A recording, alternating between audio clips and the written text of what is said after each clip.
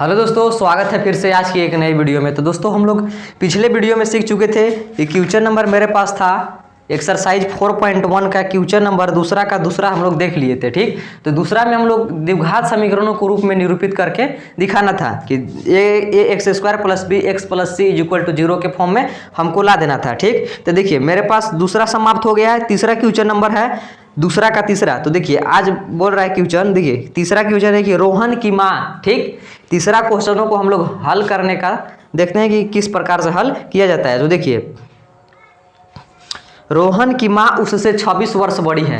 Question number तीसरा बोल रहा है दूसरा का तीसरा कि रोहन की माँ उससे 26 वर्ष बड़ी है। किससे बड़ी है?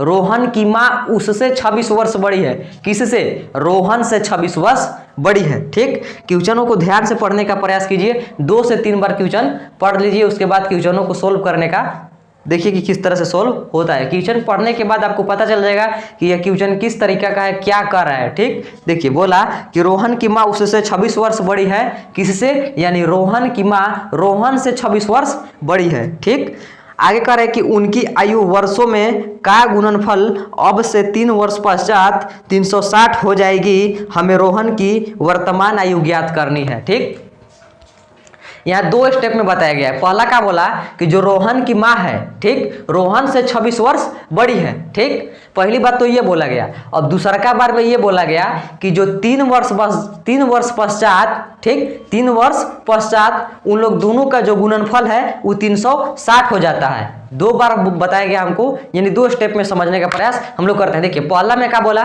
कि जो रोहन की माँ है वह रोहन से 26 वर्ष बड़ी है। ठीक, और दूसरा का बार में क्या बोला कि 3 वर्ष बाद, ठीक, 3 वर्ष बाद उन लोग दोनों का जो गुणनफल है, वर्षों का गुणनफल 3 वर्ष बाद गुणनफल 360 हो जाता है। ठीक, तो देखिए हमने मान लेगा, ठीक, मान लिया कि जो रोहन की वर्तमान आयु है वो 1 वर्ष है। ठीक, रोहन की वर्तमान आयु को ज्ञात करने का बात किया जा रहा है। ठीक, तो जिसके बारे में कुछ नहीं कहा जाए, जिसके बारे में कुछ नहीं कहा जाए उसको हम लोग x मान लेंगे। ठीक, तो इसमें रोहन की माँ के बारे में बात किया जा रहा है कि रोहन की माँ के बारे में बताया जा रहा है कि रोहन की माँ जो है रोहन से 26 वर्ष बड़ी है। ठीक, यानी रोहन के माँ के बारे में बताया जा रहा है, या रोहन के बारे में नहीं बताया जा रहा है, इसलिए रोहन की वर्तमान आयु हम लोग x मान लेते हैं। ठीक, तो हम लोग लिखते हैं कि माना की, लिख लेते हैं कि माना की, ठीक, माना कि रोहन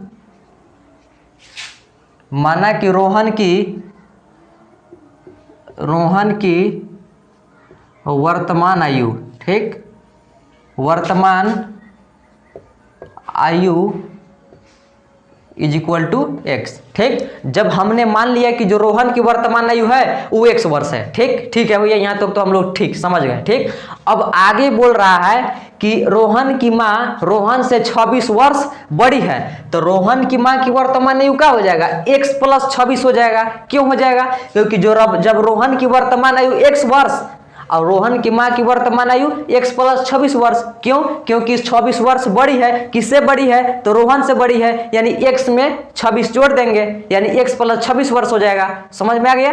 क्यों? क्योंकि हम लोग x प्लस 26 वर्ष क्यों करेंगे? इसलिए करेंगे कि रोहन की जो माँ है वह रोहन से 26 वर्ष बड़ी है। ठीक, तो इसलिए x में 26 जोड़ देंगे तो रोहन की माँ की वर्तमान आयु आ जाएगा कि नहीं आ जाएगा? इससे देखिए बोला क्वेश्चन में कि जो रोहन की माँ है वह रोहन से कितने वर्ष बड़ी है? 26 वर्ष बड़ी है। ठीक है भैया, 26 वर्ष बड़ी है, तो हमने माना कि रोहन की वर्तमान आयु x और रोहन की माँ की वर्तमान आयु x प्लस 26 वर्ष। क्यों 26 प्लस क्यों किए? क्योंकि रोहन की वर्तमान आयु x और x में जब 26 जोड़ देंगे, क्योंकि 26 से ना अधिका है, 26 से ना बड़ा है। ठीक, 26 वर्ष बड़ी है तो x प्लस 26 वर्ष कर देंगे। ठीक, देखिएगा फिर से लिखेंगे तथा रोहन की माँ की वर्तमान आयु का हो जाएगा x प्लस 26 वर्ष। ठीक, तो लिखते हैं कि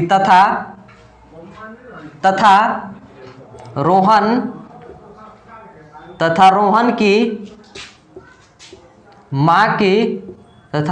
की माँ की वर्तमान आयु, ठीक, वर्तमान आयु बराबर क्या हो जाएगा? x प्लस 26 वर्ष। ठीक, यहां तक तो समझ गए। x प्लस 26 वर्ष क्यों होगा? क्योंकि यही बोला कि क्वेश्चन बोला मेरे पास कि जो रोहन की माँ है वह रोहन से कितने वर्ष बड़ी है, तो रोहन से 26 वर्ष बड़ी है। ठीक, इसलिए हमने लिख दिया कि रोहन की वर्तमान आयु बराबर x तथा रोहन की माँ की वर्तमान आयु बराबर x प्लस 26 वर्ष बड़ा है, इसलिए x में 26 जोड़ दिए, यानी कि रोहन की आयु में 26 हम लोग जोड़ दिए, तो रोहन की माँ की वर्तमान आयु आ जाएगा। ठीक, यहाँ नहीं दिखाई दे रहा होगा तो इसको और इधर हम लिख देते हैं ताकि अच्छा से दिखे, x प्लस 26।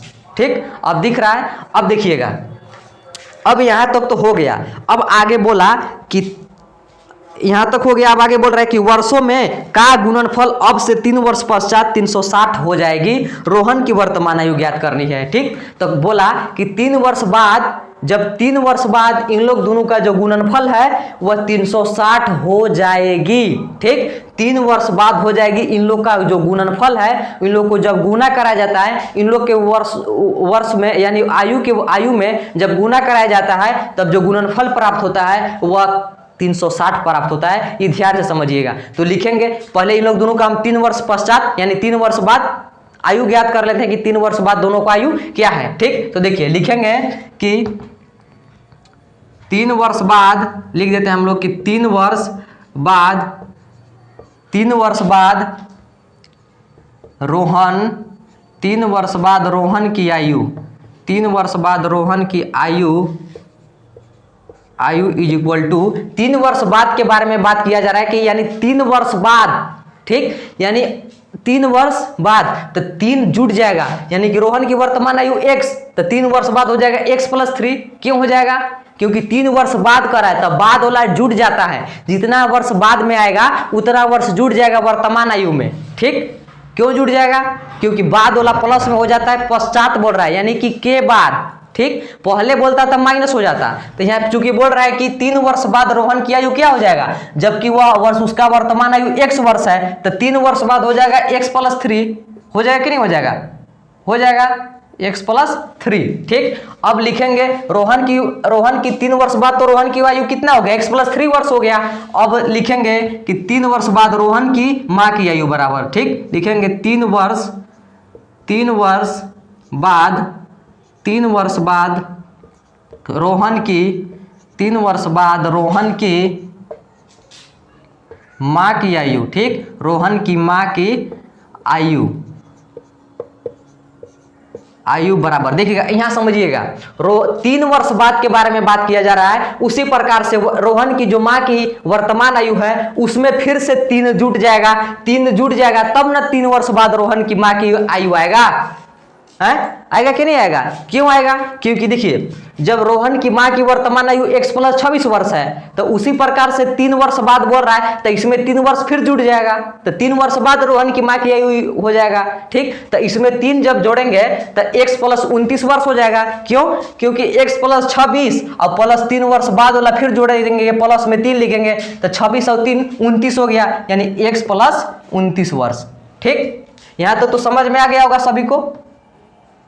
अब देखिए, अब यहाँ क्या कर रहा है कि 3 वर्ष बाद तो हमारे पास रोहन और रोहन की माँ की आयु तो ज्ञात हो गया, 3 वर्ष बाद रोहन की आयु x प्लस 3 और 3 वर्ष बाद रोहन की माँ की आयु x प्लस 29 वर्ष आ गया। अब बताया था कि 3 वर्ष बाद इन लोग दोनों का जो गुणनफल है, आयु का गुणनफल है, वो 360 प्राप्त होता है, यानी 360 हो जाता है जब इन लोग दोनों का गुना कराया जाता है, यानी 3 वर्ष बाद रोहन की आयु में 3 वर्ष बाद रोहन की माँ की आयु से जब गुना कराया जाता है तो गुणनफल हमको 360 प्राप्त होता है। ठीक, यही हमको बताया था। तो प्रश्न के हिसाब से चलेंगे कि मेरे पास प्रश्न क्या कर रहा है, तो लिखेंगे कि अतः प्रश्न से। ठीक, लिख देते हैं कि अतः प्रश्न से। ठीक, तो प्रश्न मेरे पास क्या बोला कि इन लोग दोनों का जो गुणनफल है, यानी 3 वर्ष बाद रोहन की आयु और 3 वर्ष बाद रोहन की माँ की आयु का गुणनफल 360 हो जाता है, यानी x प्लस 3 को जब मल्टीप्लाई x प्लस 29 से कराया जाता है तो जो गुणनफल प्राप्त होता है वो 360 प्राप्त होता है। इसी चीज को हम यहाँ पर लिख देते हैं, यानी क्या लिखेंगे कि x प्लस 3। ठीक, x प्लस 3 जब इसका मल्टीप्लाई इससे कराया जाता है, यानी x प्लस 29 से कराया जाता है। ठीक, तो लिख देंगे x प्लस 29, तो बराबर के ने कितना प्राप्त होता है 360 मेरे पास प्राप्त होता है। ठीक, फिर से देखिएगा, अब क्या करेंगे कि इसको उठाएंगे और इन लोग दोनों में मल्टीप्लाई करा देंगे। क्यों कराएंगे, इसको उठाएंगे इन लोग दोनों में मल्टीप्लाई कराएंगे, फिर इसको उठाएंगे इन लोग दोनों में मल्टीप्लाई कराएंगे। ठीक, उसी प्रकार से हम लोग लिख लेते हैं। तो देखिएगा x उठाएंगे इन लोग दोनों में गुना कराएंगे, यानी x गुना x कर देंगे तो मेरे पास आ जाएगा एक्स स्क्वायर। आ जाएगा कि नहीं आ जाएगा, आ जाएगा। अब x से गुना करिए 29 में तो मेरे पास आ जाएगा प्लस में 29x। ठीक, अब इसका गुना तो कंप्लीट हो गया, अब इससे गुना करेंगे यानी 3 से गुना करेंगे x में तो मेरे पास आ जाएगा 3x। ठीक, अब 3 से गुना कराइए 29 में तो प्लस प्लस प्लस और 29 तिया हो जाता है मेरे पास 87। ठीक, यानी 3 9 27 के साथ और 3 दूना 6 2 8 और बराबर के एने 360 है तो लिख दीजिए 360। ठीक, यहाँ तक तो सबको क्लियर में सब क्लियर से समझ में आ गया होगा।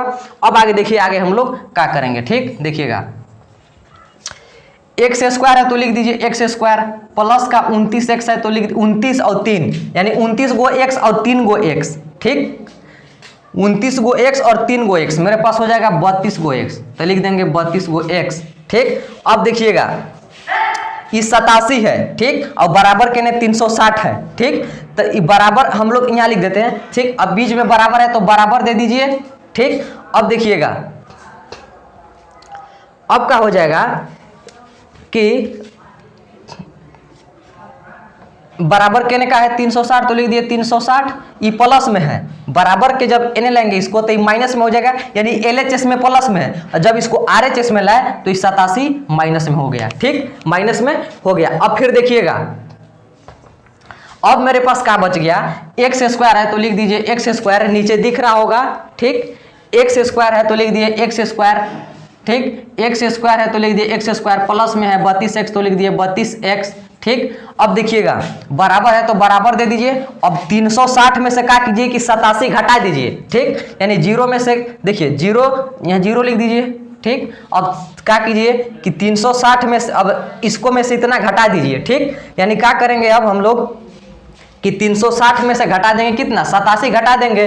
ठीक, अब देखिएगा 0 में से तो 7 नहीं जाएगा, अब यहाँ से 80 लिए 10 में से जा जाएगा 7, तब मेरे पास बच जाएगा 3, यहाँ बच गया 5, फिर से 80 ले लिए बच जाएगा 15 में से जब 8 जाएगा तो मेरे पास 15 में से 8 जाएगा तब बच जाएगा 7, यहाँ बच गया 2 यानी 273 आ गया। ठीक, अब 273 ये आ गया, ये आना चाहिए था 0 यानी RHS में आना चाहिए था हमको 0, तब न द्विघात समीकरण के रूप में लिखाएगा। द्विघात समीकरण का मानक रूप क्या होता है ax² plus bx plus c is equal to 0, यानी इज इक्वल टू के राइट साइड में हमको 0 बचाना था। ठीक, यानी RHS में 0 बचाना था, दाएं साइड में 0 लाना था, तो इसको RHS में ले जाएंगे LHS, यानी RHS से ले जाएंगे LHS में। ठीक, इसको 273 होगा करेंगे, RHS से ले जाएंगे LHS में। ठीक, तो अब देखिएगा ये प्लस में और बराबर के उन्हीं जैसे जाएगा प्लस से माइनस में, प्लस और माइनस वाला कंसेप्ट तो समझ में आ गया होगा। ठीक, अब देखिएगा अब हम लोग क्या करेंगे कि देखिए ये एक्स स्क्वायर है तो यहाँ लिख देते हैं, क्योंकि ऊपर नहीं हमको नीचे फिर नहीं दिखाई देगा। ठीक, तो यहाँ देखिएगा एक्स स्क्वायर है तो लिख दिए एक्स स्क्वायर। ठीक, यहाँ समझिएगा एक्स स्क्वायर है तो एक्स स्क्वायर, प्लस में 32x है तो 32x लिख देंगे। ठीक, अब देखिएगा ये प्लस में 273 अब बराबर के जैसी इन्हें डेगाएं। ठीक, RHS से LHS में ले गए धड़ाक से माइनस में हो जाएगा, प्लस से माइनस में हो जाएगा। ठीक, तो देखिएगा ये प्लस में है और बराबर के ने जैसे आया 273 माइनस में, का में 273 माइनस में, प्लस से माइनस में। अब इन्हें तब बराबर के ने तो कुछ वो नहीं बचा यानी 0 बचा। अब यही द्विघात समीकरण के रूप में हमारे पास निरूपित हो गया, यही मेरा आंसर हो गया। ठीक, ध्यान से समझिएगा, मेरा यही आंसर हो गया। ठीक, एक्स स्क्वायर प्लस 32x है, सॉरी यहाँ पर x मेरा छूट गया। ठीक, तो लिख देते हैं हम लोग x। ठीक, x छूट गया है, यहाँ पर x लिख लीजिएगा। ठीक, यहाँ पर x है। ठीक, अगर नहीं दिख रहा होगा तो हम लोग नीचे आंसर को लिख देते हैं कि आंसर मेरे पास क्या आएगा। मेरे पास आंसर आया x square plus 32x minus 273 बराबर 0, यही मेरा आंसर आ गया। इसको लिख लेंगे आंसर। और फिर अगले वीडियो में सीखेंगे कि किस प्रकार से क्वेश्चन नंबर अगला, यानी क्वेश्चन नंबर मेरे पास लास्ट बचा हुआ है, क्वेश्चन नंबर दूसरा का चौथा, अगले वीडियो में हम लोग सीखने का प्रयास करते हैं। तब तक जय हिंद। मेरे पास आंसर आ गया x² + 32x - 273 = 0। ठीक, यहाँ पर तक आंसर है। ठीक, और फिर हम लोग अगले वीडियो में सीखेंगे कि किस तरह से बनाएंगे क्वेश्चन नंबर दूसरा का 4। ठीक, ये इतना आंसर लिख लीजिएगा। तब तक जय हिंद।